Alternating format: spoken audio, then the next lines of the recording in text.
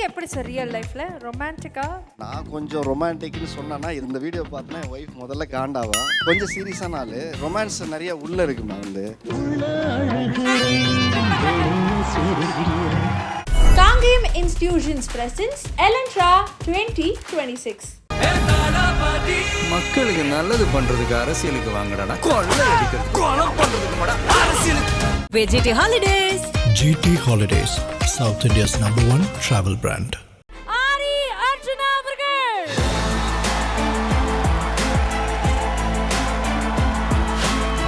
நம்ம பசங்க வந்து கொஞ்சம் என்ன மாதிரி கொஞ்சம் ரொம்ப டிசிப்ளின் சின்சியர் ஸ்டூடெண்ட்ஸ்னு நினைக்கிறேன் சார். அப்படியாம்மா? நான்லாம் லாஸ்ட் பெஞ்ச் ஸ்டூடெண்ட்மா. லாஸ்ட் பெஞ்ச் யாரா இருக்கீங்களா பாங்க?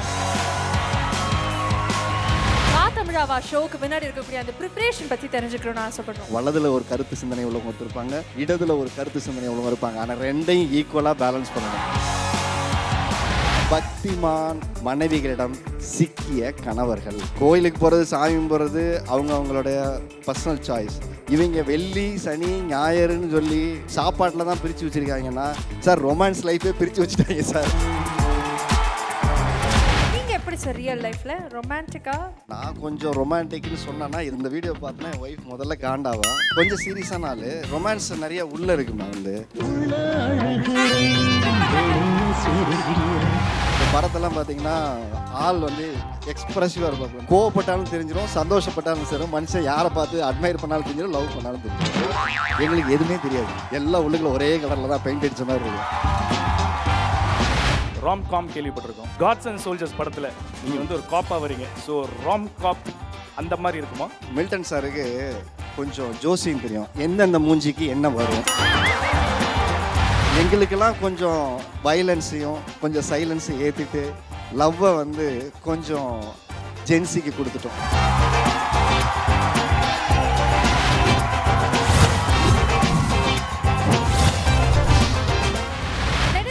மூலமாக நம்மளுடைய மனதில் பயணம் பண்ணவர், பிக் பாஸ் மூலமாக மனம் கவர்ந்தவர்.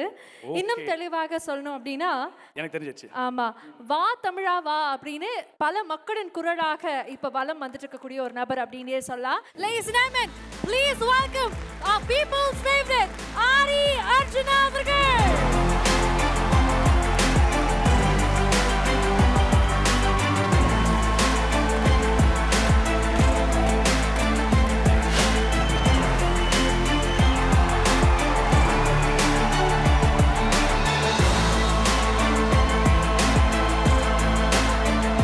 எல்லாருக்கும் மாலை வணக்கம். ரொம்ப சந்தோஷமாக இருக்குது. நம்ம பிறந்த ஊரில் நம்ம காலேஜுக்கு திருப்பி வர்றது, இவ்வளோ வருஷம் கழிச்சு இந்த காலேஜுக்கு வர்றது. இந்த வழியாக நிறைய தடவை போயிருக்கேன் சின்ன வயசில். காங்கேயம் சைடில் அந்த சைடில் வந்து போயிருக்கோம். கொடுமுடி சைடில் அந்த பக்கம் தான் போகிறது வழக்கம், கோயிலுக்கு அங்கே போகும்போதெல்லாம். பட் இந்த காலேஜுக்கு ஃபஸ்ட் டைம் இன்வைட் பண்ணதுக்கு ரொம்ப நன்றி. அதுவும் எங்கள் காட்ஸ் அண்ட் சோல்ஜரோட டீம் ஃப்ரெண்டு பரத் வந்திருக்காப்புல. ஸோ ரொம்ப சந்தோஷம் உங்களோட இந்த ஈவினிங்கை உங்களோட செலிப்ரேட் பண்ண வந்ததில். நம்ம பசங்க வந்து கொஞ்சம் என்ன மாதிரி கொஞ்சம் ரொம்ப டிசிப்ளின் சின்சியர் ஸ்டூடெண்ட்ஸ்னு நினைக்கிறேன் சார். அப்படியாம்மா? நான்லாம் லாஸ்ட் பெஞ்ச் ஸ்டூடெண்ட்மா.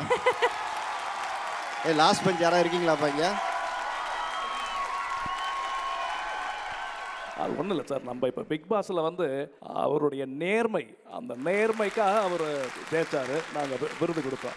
அந்த விருதை கொடுக்கும் பொழுதும் சரி, அதை வாங்கும் பொழுதும் சரி, அதை பார்த்த அந்த மக்களுக்கு ஏதோ நம் வீட்டு பிள்ளை நாமே ஜெயித்து விட்டோம் என்ற ஒரு அந்த ஆர்ப்பரிப்பும் நம்பிக்கை இருந்தது பார்த்தீங்களா?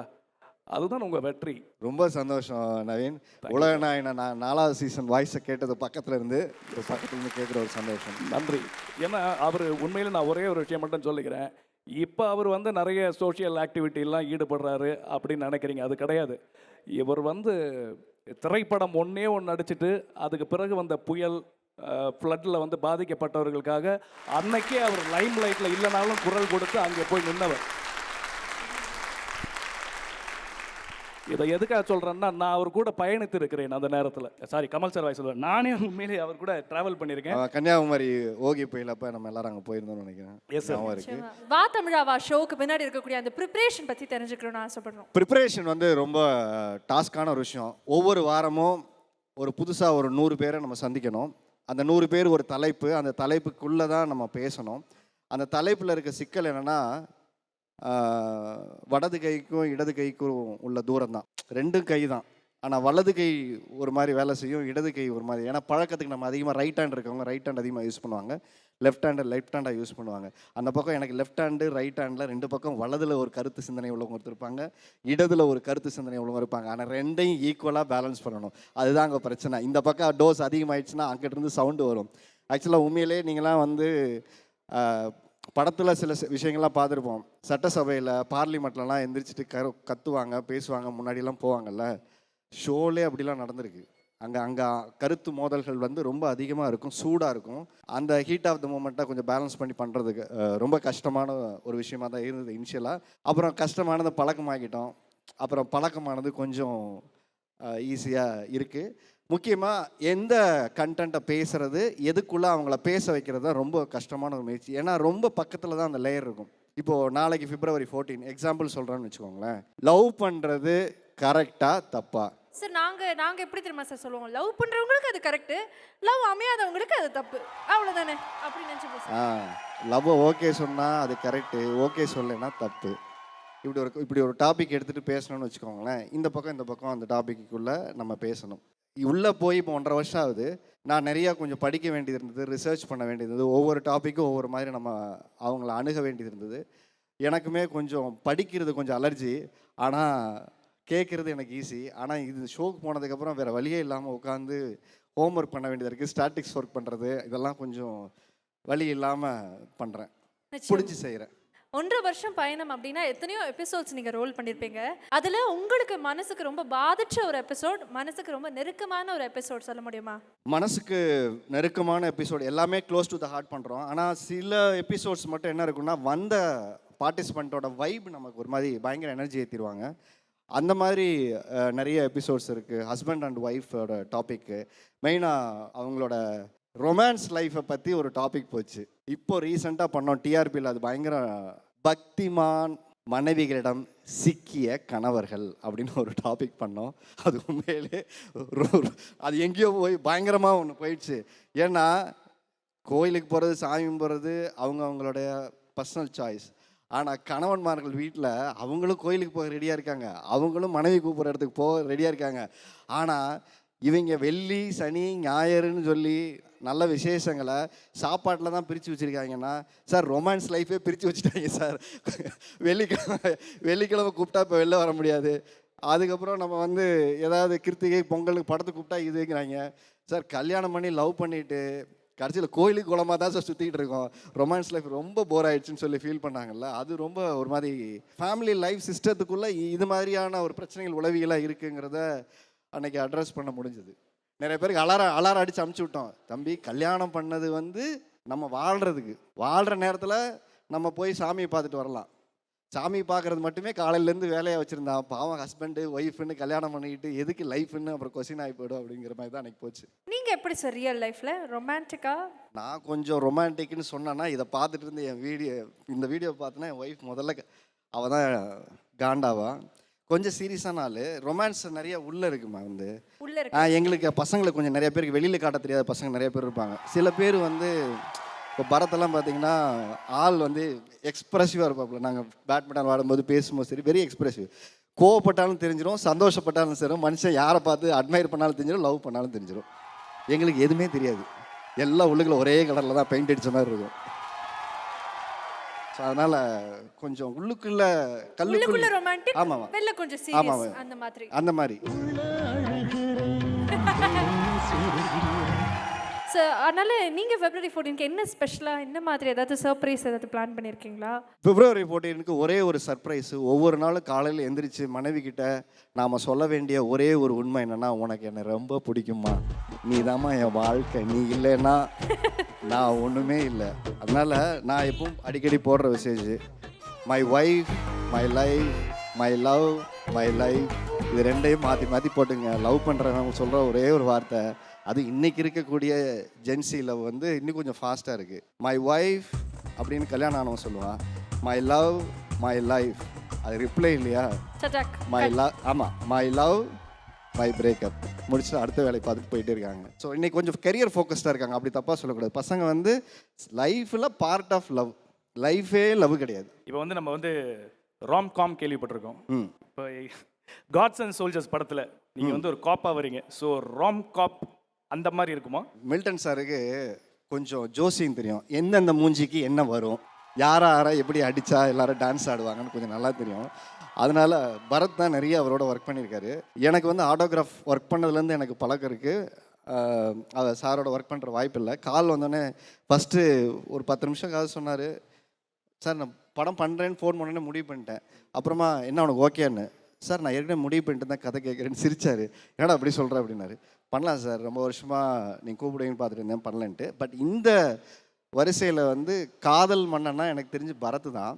ஆனால் பரத்தை வந்து வேற ஒரு பரிணாமத்தில் நீங்கள் பார்ப்பீங்க. லவ்வாக பார்த்துருப்பீங்க, ஒரு சாமிங்காக. இப்போ காதலில் வந்து நமக்கெல்லாம் இன்ன வரைக்கும் காதல் ஒரு ஐகானிக் ஃபிலிம், ஒரு ட்ரெண்ட் செட்டிங் ஃபிலிம். அந்த கிளைமேக்ஸ் நம்ம இப்படி புரிஞ்சுட்டு இன்னும் ஒன்று இருக்கும். ஆனால் அந்த பரத்தை ஒரு ஃப்ரேமில் கூட நீங்கள் பார்க்க முடியாது. பர்ஃபார்மன்ஸாகவே எக்ஸ்ட்ரானரியாக ஒன்று பண்ணியிருக்காரு. அதனால் எங்களுக்கெல்லாம் கொஞ்சம் வயலன்ஸையும் கொஞ்சம் சைலன்ஸை ஏற்றிட்டு லவ்வை வந்து கொஞ்சம் ஜென்சிக்கு கொடுத்துட்டோம். அதனால் பால் டப்பா இருக்காப்புல, அதுக்கப்புறம் கிஷோர் இருக்காப்புல, அதுக்கப்புறம் ராஜ் துரன் இருக்கார் தெலுங்குலேருந்து. ஸோ லவ்வை கொஞ்சம் கடன் கொடுத்துருக்கோம். நாங்கள்லாம் வேறு ஏரியாவில் இருக்க கொஞ்சம் நாங்கள் வந்து இது எங்கள் ஏரியான்னு நாங்களாம் ஒதுக்கிக்கிட்டோம். இதெல்லாம் உங்கள் ஏரியா கொஞ்சம் விளாடுங்கடா போகுது அப்படின்னு ஏரியா உள்ள வராத அப்படின்னு சொல்லி. ஆமாம். அதனால் அம்மு அபிராமியும் நடிச்சிருக்காங்க. ஸோ அதனால் அம்மு அபிராமி ஒரு ஹீரோயின் தான். ஆனால் படத்தில் எத்தனை ஹீரோ பாருங்க. அந்த பக்கம் பரத், அந்த பக்கம் வந்து சுனில் சார் இருக்கார், இந்த பக்கம் நான் இருக்கேன், ராஜ் தருண், பால் டப்பா, இப்படி நிறைய பேர் இருக்கோம். ஸோ அம்மு அபிராமி இந்த படத்தில் வந்து ஒரு ஹீரோயின் தான். ஆனால் அவங்க எடுக்கிற முடிவில் தான் இந்த கதையே மாறுது. அவ்வளோதான் சொல்ல முடியும். பாண்டவர்கள், பஞ்ச பாண்டவர்கள் அந்த பாஞ்சாலி எடுக்கக்கூடிய முடிவு தான் வந்து அவர்களுடைய அந்த தொடக்கம்னு சொல்லுவாங்க சார். அந்த மாதிரி ஏதோ ஒன்று இருக்குன்னு நினைக்கிறேன் சார். கரெக்டாக சார்? நிச்சயமா இருக்கு. பரத் பார்த்தீங்களா, பாஞ்சாலி கதையெல்லாம் இழுத்து விட்றாப்புல. நாளைக்கு எங்கேயாவது இதை போட்டு பிரச்சனையாச்சுன்னு காட்ஸ் அண்ட் சோல்ஜருக்கும் பாஞ்சாலிக்கும் என்ன சம்பந்தம்? இல்லை சார், 5 கேரக்டர், 5 அப்படி. உங்களுக்காக இவ்வளோ தூரம் வந்திருக்கீங்க. ஸோ காங்கேயம் இன்ஸ்டிடியூஷன் சார்பாக we would like to present something to you as a token of love. Can we please have somebody from the Students' Council?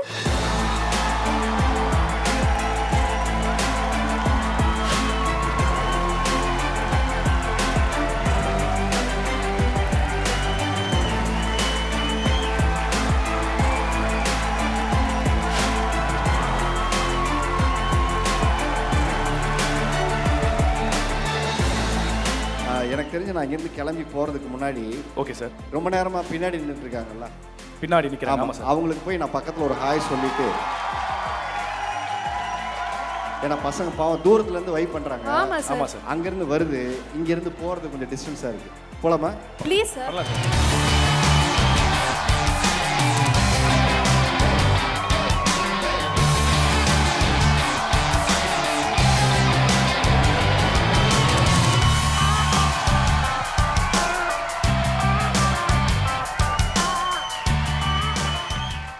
Kangayam Institutions presents Elantra 2026. மக்களுக்கு நல்லது பண்றதுக்கு அரசியலுக்கு வாங்கடா, கொள்ளை அடிக்கிறது கொலை பண்றதுக்கு அரசியலுக்கு. VGT Holidays. GT Holidays, South India's #1 travel brand.